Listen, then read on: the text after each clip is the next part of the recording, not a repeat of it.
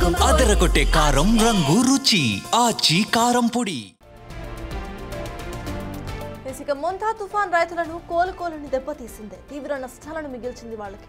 రాష్ట్ర వ్యాప్తంగా వేల ఎకరాల్లో పంటలను ముంచెత్తింది. ఇంకా పైరును నేలకూల్చింది. ప్రధానంగా కృష్ణా, కోనసీమ, కాకినాడ, తూర్పు గోదావరి, గుంటూరు, పల్నాడు, ప్రకాశం తదితర జిల్లాల పరిధిలో పంట నష్టం ఎక్కువగా కనిపిస్తోంది. కోతకు వచ్చిన వరితో పాటు పొట్ట, గింజ గట్టిపడే దశలో ఉన్న వరి నేలవాలింది. పత్తి, మొక్కజొన్న, మినుము, పెసరు, మిరప, పసుపుతో పాటు కూరగాయల పంటలకు తీవ్ర నష్టం వాటిల్లింది.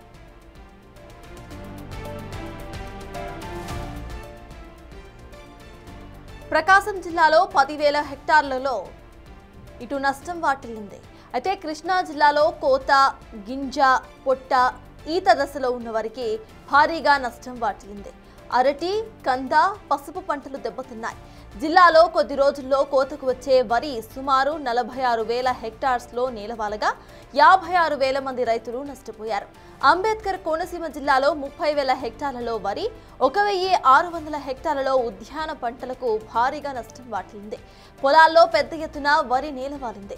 తూర్పుగోదావరి జిల్లాలో 2,115 హెక్టార్స్లో వరి, 1,109 హెక్టార్లలో ఉద్యాన పంటలు దెబ్బతిన్నాయి. కాకినాడ జిల్లాలో 20,000 హెక్టార్స్లో వరి నీట మునిగింది. 30,000 మంది రైతులు నష్టపోయారు.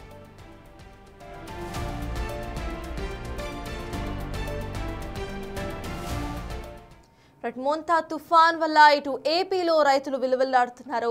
దీనికి సంబంధించిన అప్డేట్స్ మా ప్రతినిధి రాజేష్ అందిస్తారు. రాజేష్, చెప్పండి. ప్రజెంట్ చూస్తున్నాము ఇటు మోంతా తుఫాన్ ఆఫ్టర్ ఎఫెక్ట్స్ గురించి మనం మాట్లాడుకుంటున్నాము.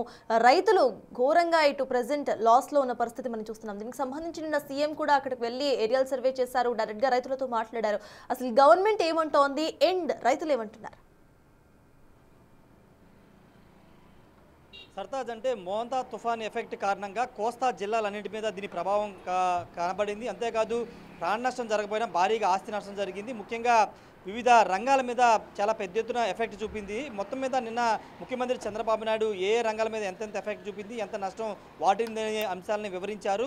మొత్తంగా తుఫాను కారణంగా, మోంతా తుఫాను కారణంగా రాష్ట్ర వ్యాప్తంగా 5,265 కోట్ల మేర నష్టం జరిగిందని, ఇది ప్రాథమిక అంచనా మాత్రమని ముఖ్యమంత్రి చెప్పారు. వివిధ రంగాలతో పోలిస్తే ఆర్ఎండ్బికి సంబంధించినటువంటి రాష్ట్ర వ్యాప్తంగా అటు పంచాయతీరాజ్ కానీ లేకపోతే మున్సిపల్ పట్టణాల్లో కానీ దాదాపు 2,200 కిలోమీటర్ల మేర రోడ్లకి డ్యామేజ్ అయింది. 1,400 కోట్ల వరకు నష్టం జరిగిందని నిన్న ప్రాథమిక అంచనా వేశారు. వాటితో పాటు తర్వాత అతిపెద్ద ఎఫెక్టు ఆక్వా రంగం మీద పడింది. ఆక్వా రంగానికి దాదాపు 1,270 కోట్ల మేర నష్టం వాటిల్లిందని ప్రాథమికంగా నిర్ధారించారు. ఆక్వా రంగం ఎక్కువ కీ రోల్ పోషిస్తుంది. ఆంధ్రప్రదేశ్లోని ఉభయ గోదావరి జిల్లాలతో పాటు కృష్ణా, గుంటూరు, ప్రకాశం, నెల్లూరు, ఈ కోస్టల్ జిల్లాలన్నింటిలో కూడా ఆక్వా రంగం మీద ఎక్కువ సాగు చేస్తూ ఉంటారు. దాని కారణంగా మోంతా ఎఫెక్ట్ కూడా కోస్తా జిల్లాల మీద పడింది. కాబట్టి ఆక్వా రంగం మీద కూడా దాదాపు భారీ ఎఫెక్ట్ పడింది. 1,270 కోట్ల మేర నష్టం జరిగిందని ప్రాథమికంగా నిర్ధారించారు. తర్వాత వ్యవసాయ శాఖ మీద, వ్యవసాయ రంగం మీద భారీగా ఎఫెక్ట్ పడింది. 829 కోట్ల నష్టం వాటిల్లిందని నిన్న ప్రాథమికంగా అంచనా వేశారు. 829 కోట్లతో పాటు దాదాపు రాష్ట్ర వ్యాప్తంగా 86,000 హెక్టార్లో పంట నష్టం వాటిల్లింది. వాటిలో మెజారిటీ వరి పంట నష్టం వాటిల్లిందని ప్రాథమికంగా ప్రభుత్వం అయితే అంచనా వేసింది. వరితో పాటు మినుములు, మొక్కజొన్న, అదేవిధంగా పత్తి 4 పంటలకి ఎక్కువ డ్యామేజ్ జరిగింది. వాటితో పాటు ఇటు ఉభయ గోదావరి జిల్లాలో ఉన్నటువంటి లంకల్లోనూ, అదేవిధంగా గుంటూరు జిల్లా, కృష్ణా జిల్లా ఉన్న లంకల్లోనూ కూరగాయల తోటలు కూడా బాగా డ్యామేజ్ అయినట్టు తెలుస్తుంది. పసుపు, అదేవిధంగా ఇలాంటి వాణిజ్య పంటలు కూడా బాగా డ్యామేజ్ అయినట్టు తెలుస్తుంది. వాటితో పాటు పశువర్ధక శాఖతో పాటు విద్యుత్ శాఖ, ఇలా అన్ని రంగాలకు సంబంధించినటువంటి భారీ నష్టం చేకూరిందని రాష్ట్ర ప్రభుత్వం చెప్పింది. దానిలో భాగంగానే 5,265 కోట్ల ప్రస్తుతం నష్టం వాటిందని ప్రాథమిక అంచనా వేశారు. వచ్చే వారం రోజుల్లో వ్యవసాయ శాఖకు సంబంధించి వ్యవసాయ రంగం మీద ఎంత నష్టం వాటిల్లింది అనేది పైన పూర్తిస్థాయి నివేదిక సిద్ధం చేయాలని ముఖ్యమంత్రి ఆదేశించారు. అంతేకాదు ఇది భారీ దాదాపు 5,000 కోట్ల పైగా నష్టం వాటిల్లింది కాబట్టి కేంద్ర సహాయం కూడా కోరే అవకాశం కనబడుతుంది. మరోవైపు ప్రతిపక్షాలు అటు కాంగ్రెస్ పార్టీ కానీ వైసీపీ కానీ ఇది జాతీయ విపత్తుగా ప్రకటించాల్సిన అవసరం ఉంది. ప్రభుత్వం చెప్తున్న లెక్కలు కాదు, ఇంకా చాలా ఎక్కువ డ్యామేజ్ రాష్ట్రంలో మోంతా తుఫాన్ ఎఫెక్ట్ కారణంగా జరిగిందని చెప్తుంది. మరోవైపు షర్మిల కూడా నిన్న ఒక ట్వీట్ చేశారు.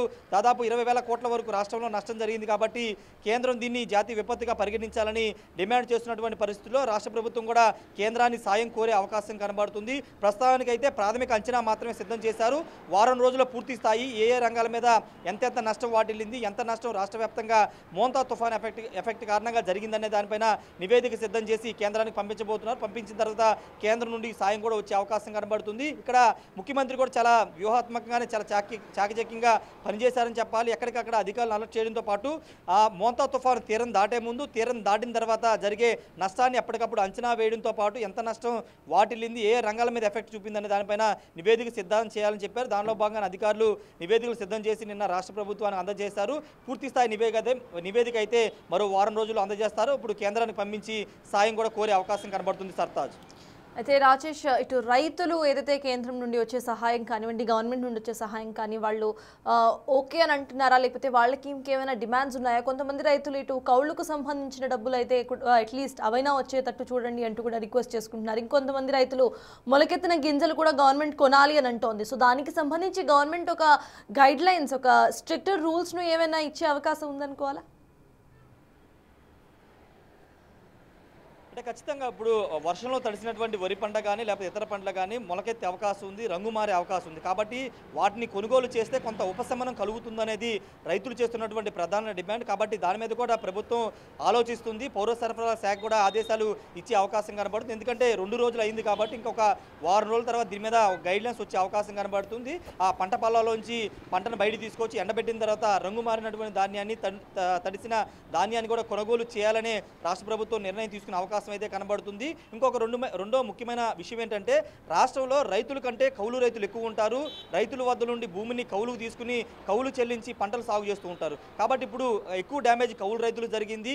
ఇప్పుడు పంట నష్టపోవడంతో పాటు రైతుకి దాదాపు ఎకరానికి 30 నుంచి 35 వేల కౌలు చెల్లించాల్సి ఉంటుంది. కాబట్టి ఆ విషయంలో కూడా రాష్ట్ర ప్రభుత్వం పునరాలోచించాలని చెప్తున్నారు. ఆ కౌలు చెల్లించే పరిస్థితి లేదు కాబట్టి అక్కడ ఉన్నటువంటి అధికారులు చెప్పి అక్కడ ఉన్న రైతులతో మాట్లాడి కౌలు చెల్లించుకోకుండా ఉండే విధంగా చర్యలు తీసుకోవాలని రైతులైతే కోరుతున్నారు. దానిపైన కూడా ప్రభుత్వం నిర్ణయం తీసుకునే అవకాశం అయితే కనబడుతుంది. సర్తాజ్. Thank you Rajesh.